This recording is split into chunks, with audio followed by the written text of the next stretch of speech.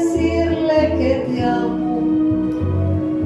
¿Cómo decirle que te amo si él me ha preguntado? Yo le he dicho que no. Yo le he dicho que no. Soy honesta con él y contigo.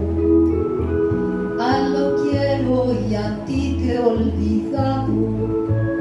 Si tú quieres seremos amigos. Yo te ayudo a olvidar el pasado.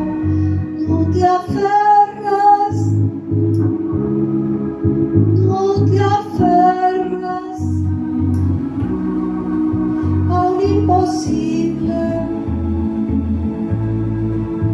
Ya no te hagas, ni me hagas más daño. Oh, tú bien sabes que no fue mi culpa. Tú te fuiste sin decirme nada, y a pesar que lloré como nunca, yo seguía de ti enamorada, pero te fuiste y que regresabas.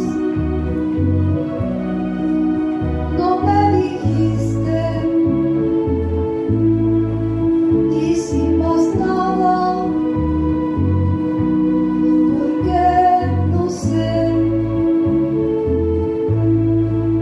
pero fue así, así fue.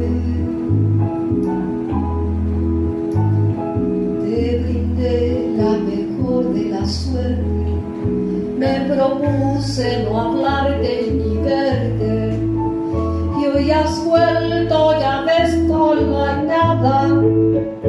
Ya no puedo ni debo quererte, ya no te amo. Me he enamorado de un ser divino, de un buen amor